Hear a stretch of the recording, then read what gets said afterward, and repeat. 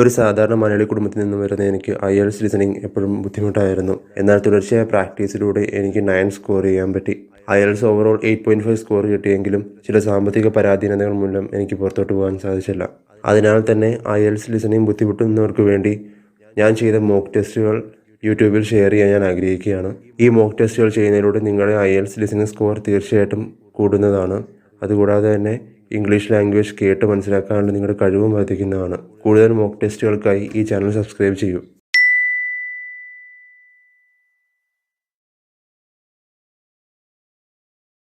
You will hear a conversation between Harry and Andrea, two students who have just finished their final exams.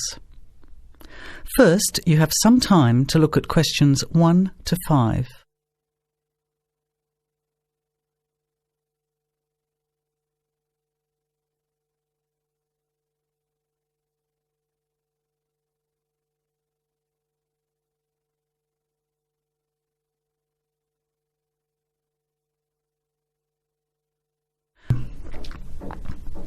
Listen carefully to the conversation and answer questions 1 to 5.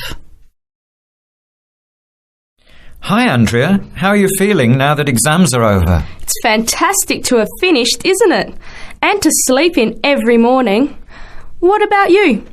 Well, I've been catching up on sleep too, but I've got a lot to do before I leave for England. Perhaps you could give me some advice. I've got a lot of things I can't possibly take back with me, but I don't know what to do with them. Well, it depends on what sort of things they are and whether you're thinking of giving them away or selling them. Well, almost everything. Furniture, the fridge and other kitchen stuff that I bought from the previous tenant. But the new people have already got what they need, so they're not interested in buying stuff from me. I can't afford to give it away, but I'm not sure how to sell it all. Oh, and there are some clothes and books as well. Why can't you take them? The books are really heavy. It's so expensive if you exceed the airline baggage allowance. And the clothes just won't all fit in my suitcase. It's amazing how much stuff I've accumulated since I've been here. Anyway, I don't think I'll need as many summer clothes in England as I have here in Australia. I see. Well, there are several alternatives. First of all, you could put up notices around the university about the books. You know, on the notice boards in the Student Union building and in the economics department.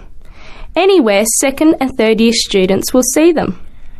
People are always keen to buy cheap textbooks. Okay, what should I say on the notices? Just put the titles, authors and price you want, your name of course, and maybe put your phone number on those little tear-off tags. That's a good idea. And what about the furniture? You could try doing the same thing, but usually students are away all summer, so they don't want to buy furniture now. Another place to try might be a second-hand shop.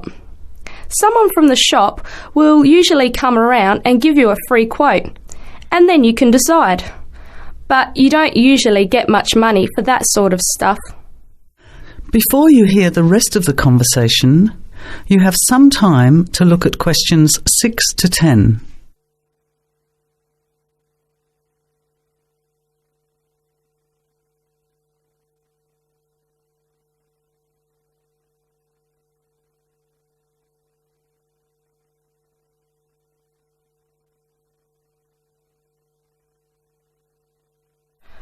Another alternative is to put an advertisement in the Trading Post. Do you know that paper? It comes out every week advertising things people want to sell. You have to pay to put the advert in and then hope people phone. Give them as much information as possible, and if they're interested, invite them to come and have a look. The hard part is agreeing on a price. No, I haven't seen the Trading Post, but I should have a look at it. And I could advertise the fridge, the microwave and the furniture. But the kitchen stuff isn't really that good. You know, old cutlery, a few pots and pans and some plates and things. What shall I do with them? Well, another option is to donate the kitchen things to a charity shop. You know, like the Salvation Army or St Vincent de Paul? Why don't you get a second-hand shop to give you a quote first? Yes, I could do that. Find out how much they'll give me and then decide whether to sell them or give them away. But I've still got the clothes. A charity shop will take them too, as long as they're in good condition. And even though you don't get any money, at least you know that someone who really deserves some help has benefited. That's a good point. I'll advertise the expensive stuff, the furniture, and donate the clothes and kitchen stuff. Let's go and buy a trading post and you can help me write the advert. Well, actually, I'm interested in buying the fridge and the microwave, depending on the price, of course. OK, let's see how good you are at bargaining. That is the end of part 1. You now have half a minute to check your answers.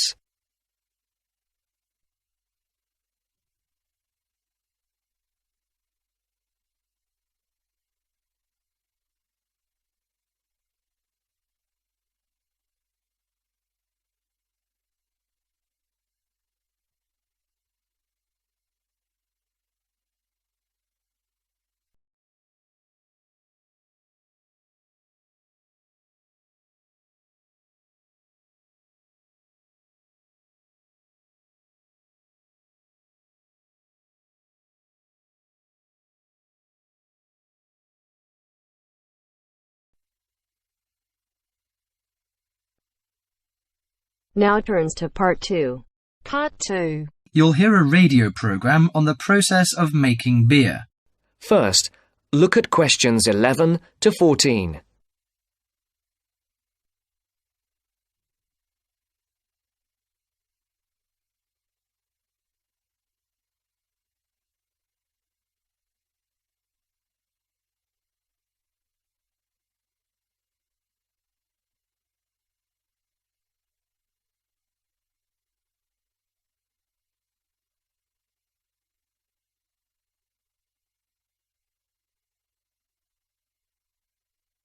Listen carefully. Hello and welcome to Gourmet Evening, and this week we're looking at the world's popular beverage, a great favourite today, beer. And in the studio to tell us all about it is Clark Maxwell. Beer is one of my personal favourite beverages, and I've got a number of facts, tips and trivia about beer to share with you.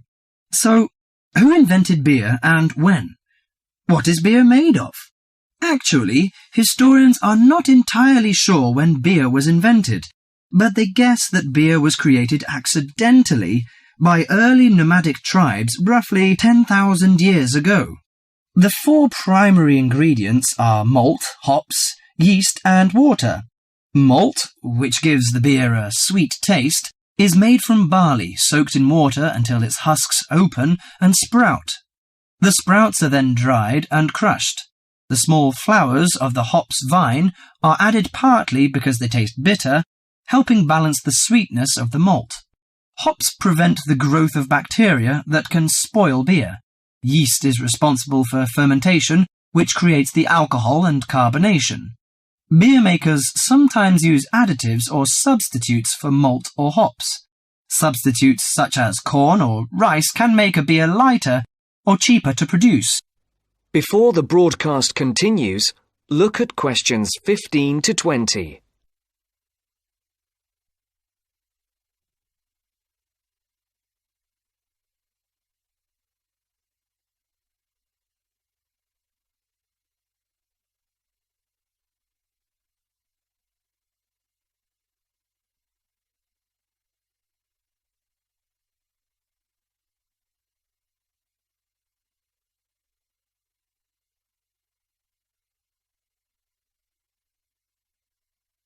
You will now listen to the second part of the talk.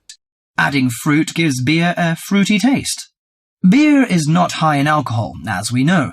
The lowest type, light beer, contains no more than 2% alcohol, and the highest may reach 6%. Other drinks such as wine are more alcoholic. Wine contains 8 to 20% alcohol. But that is not to say drinking beer is no danger at all. Like all alcoholic beverages, beer can make it difficult to drive and think clearly. Excessive drinking can also lead to liver damage, high blood pressure, stomach ulcers, and other health problems. However, beer also helps prevent some health problems when consumed in moderation. Beer contains a moderate number of vitamins and minerals. Studies have shown that small amounts of alcohol can reduce the risk of heart disease. Beer also contains selenium, a mineral that promotes bone growth and helps reduce the risk of osteoporosis. I suppose many of you think beer can give you a beer belly, but you are mistaken. Genes determine how fat is deposited. No food or drink can create fat deposits in specific areas of the body. As with all foods, the more calories you consume, the more likely they are to be stored as fat and cause weight gain. Beer contains no fat and averages 150 calories per serving. Well, one more thing. Pay attention to the storage and containers of beer. They will affect its taste. It's a mistake that the taste of beer improves with age, like that of some wines. Beer is a food product that will eventually become stale. It should be stored in a cool, dark location before consumption, and the colour of a bottle can influence the flavour. Brown bottles block out light that reacts with the hops, which could damage the flavour. Green or clear bottles provide little or no protection from light damage. Do you know which country drinks the most beer? Although Britain is even on the list of big consumers, actually the Czech Republic consumes the most beer, at 156 litres per person per year, followed by Ireland and Germany. That is the end of part 2. You now have half a minute to check your answers.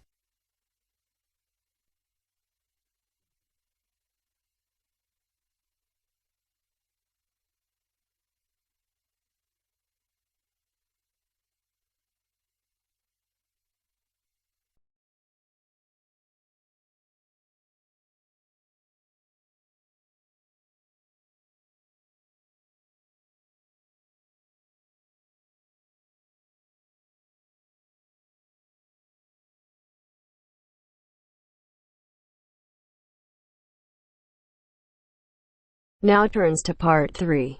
Part 3. First, you have some time to look at questions 21 to 26.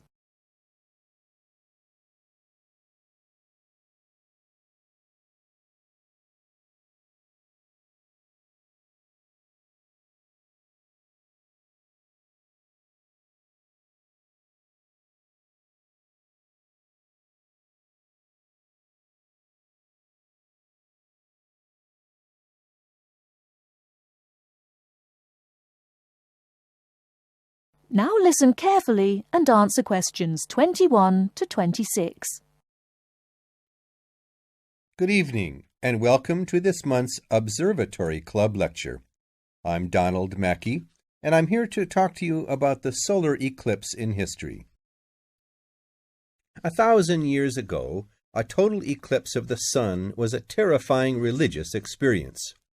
But these days, an eclipse is more likely to be viewed as a tourist attraction than as a scientific or spiritual event.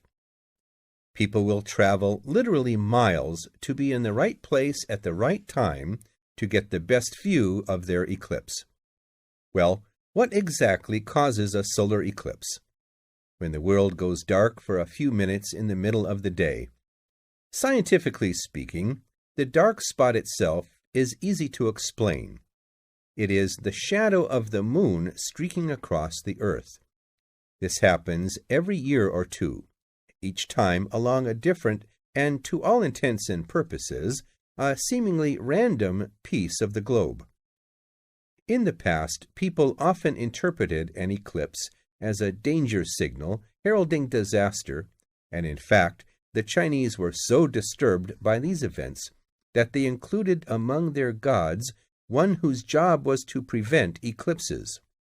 But whether or not you are superstitious or take a purely scientific view, our earthly eclipses are special in 3 ways. Firstly, there can be no doubt that they are very beautiful. It's as if a deep blue curtain had fallen over the daytime sky as the sun becomes a black void surrounded by the glow of its outer atmosphere. But beyond this, total eclipses possess a second, more compelling beauty in the eyes of us scientists, for they offer a unique opportunity for research. Only during an eclipse can we study the corona and other dim things that are normally lost in the sun's glare. And thirdly, they are rare. Even though an eclipse of the sun occurs somewhere on Earth every year or two, if you sit in your garden and wait, it will take 375 years on average for one to come to you. If the moon were any larger, eclipses would become a monthly bore. If it were smaller, they simply would not be possible. The ancient Babylonian priests, who spent a fair bit of time staring at the sky, had already noted that there was an 18-year pattern in their recurrence, but they didn't have the mathematics to predict an eclipse accurately. Before you hear the rest of the talk, you have some time to look at questions 27 to 30.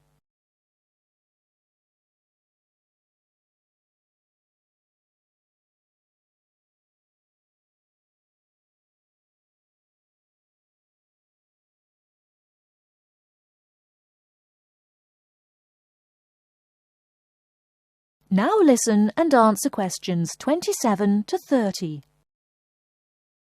It was Edmund Halley, the English astronomer, who knew his maths well enough to predict the return of the comet, which incidentally bears his name, and in 1715 he became the first person to make an accurate eclipse prediction. This brought eclipses firmly into the scientific domain, and they have since allowed a number of important scientific discoveries to be made. For instance, in the eclipse of 1868, two scientists, Janssen and Lockyer, were observing the sun's atmosphere, and it was these observations that ultimately led to the discovery of a new element. They named the element helium after the Greek god of the sun. This was a major find because helium turned out to be the most common element in the universe after hydrogen. Another great triumph involved mercury. I'll just put that up on the board for you now. See, there's Mercury, the planet closest to the sun. Then there's Venus, Earth, etc. For centuries, scientists had been unable to understand why Mercury appeared to rotate faster than it should. Some astronomers suggested that there might be an undiscovered planet causing this unusual orbit, and even gave it the name Vulcan. During the eclipse of 1878, an American astronomer, James Watson, thought he had spotted this so-called lost planet. But alas for him, he was later obliged to admit that he had been wrong about Vulcan and withdrew his claim. Then Albert Einstein came on the scene. Einstein suggested that rather than being wrong about the number of planets, astronomers were actually wrong about gravity. Einstein's theory of relativity, for which he is so famous, disagreed with Newton's law of gravity in just the right way to explain Mercury's odd orbit. He also realized that a definitive test would be possible during the total eclipse of 1919, and this is indeed when his theory was finally proved correct. So there you have several examples of how eclipses have helped to increase our understanding of the universe. And now let's move on to social.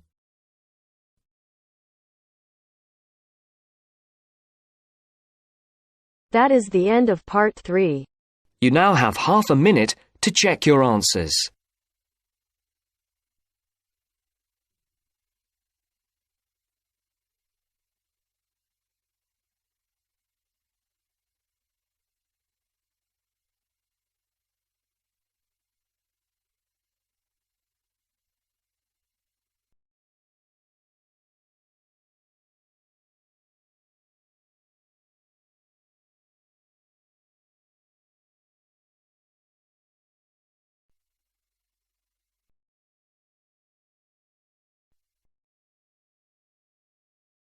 Now turns to Part 4. Part 4. You will hear part of a lecture about a crater in Australia. First, you have some time to read questions 31 to 40.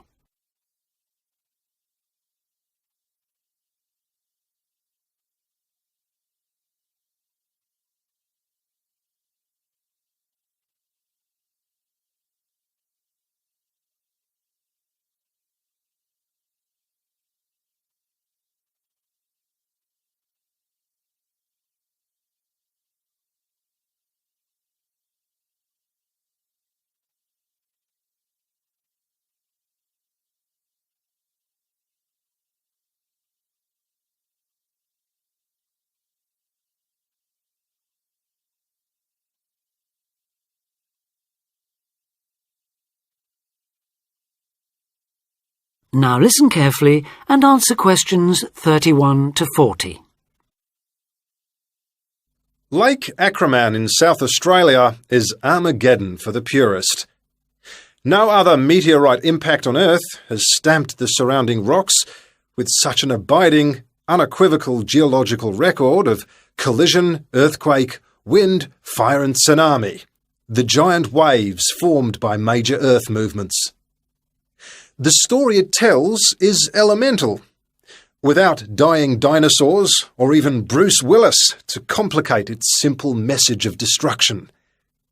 First, the numbers. About 590 million years ago, a rocky meteorite more than 4 kilometres across and travelling at around 90,000 kilometres an hour slammed into an area of red volcanic rock about 430 kilometres northwest of Adelaide. Within seconds, the meteorite vaporised in a ball of fire, carving out a crater about 4 kilometres deep and 40 kilometres in diameter, and spawning earthquakes fierce enough to raise 100-metre-high tsunamis in a shallow sea 300 kilometres away. Ancient, stable and unglaciated, the bedrock of Australia preserves some of the most photogenic impact craters in the world. Acraman is not one of them. 500 million years of erosion has taken its toll. A salt pan surrounded by low hills is all that remains to mark the site of the cataclysm. The true nature of the place dawned on geologist George Williams of Adelaide University in 1979. Gazing at a sheaf of newly acquired satellite images, he saw the small circular shape of Lake Acraman surrounded by a ring of faults and low scarps 40 kilometres across, and an outer ring twice this size. A year later, he made it to the site.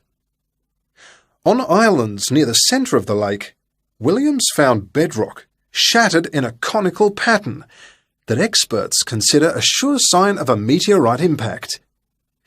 Except for a crater, which had long since eroded, the area was a textbook example of an impact site. In 1985, further intriguing evidence turned up. Vic Gostin, another Adelaide geologist, had been studying a thin band of fragmented red volcanic rock in 600-million-year-old shale in the Flinders Ranges, more than 300 kilometres east of Acraman. To his bewilderment, the volcanic chunks turned out to be 1 billion years older than the shale. Where had they come from? Comparing samples, Gostin and Williams found that their rocks were identical. The red rock in the Flinders Ranges had been blasted there from Acraman. Later, the same material turned up at sites 500 kilometres from Acraman.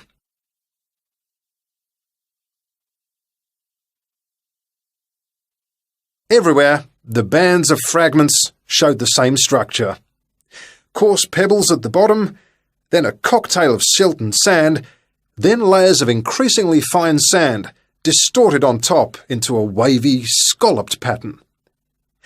These layers also show, step by step, how the meteorite transformed the floor of an ancient sea, hundreds of kilometres away, according to Malcolm Wallace of Melbourne University.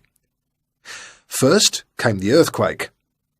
Travelling at about 3 kilometres a second, Shock waves arrived offshore within a minute or two of the collision, stirring up the water with clouds of silt as the seabed shook. Then shattered rock from the explosion arrived by air. Pebbles and boulders crashed into the water, reaching a depth of about 200 metres within a minute. One day they would become the lower band of the Flinders Rock. Sand took up to an hour to come to rest, finally bedding down with the silt that was also now settling on the sea floor as the effects of the earthquake died away. This mixture would eventually form the next layer. About an hour after the meteorite's impact, huge waves rolled in, leaving the ripples on the surface that later hardened into rock. Clear as mud is not an oxymoron. In Acraman, the arid, timeless Australian outback has preserved the closest thing the earth can boast to a perfect pockmark, the pinnacle of imperfection.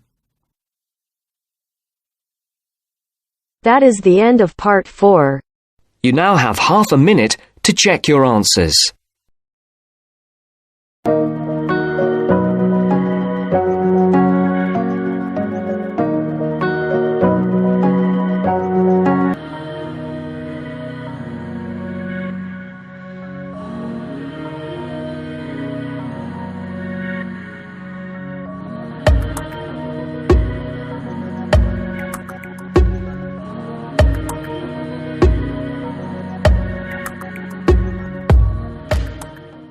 ഈ mock test നിങ്ങൾക്ക് ബുദ്ധിമുട്ടായി തോന്നിയെങ്കിൽ വീണ്ടും ചെയ്ത് എളുപ്പമാവുന്നവരെ പരിശ്രമിക്കുക. നിങ്ങൾക്ക് mock test ചെയ്ത് കിട്ടുന്ന score താഴെ കമൻറ്റ് ബോക്സിൽ കമൻറ്റ് ചെയ്യുക. ഈ വീഡിയോ ബാക്കി എല്ലാവർക്കും ഷെയർ ചെയ്ത് കൊടുത്ത് അവരെയും സഹായിക്കാൻ മറക്കില്ലല്ലോ എന്ന് പ്രതീക്ഷിക്കുന്നു. Because if you are not doing continuous practice, you will never be able to master anything.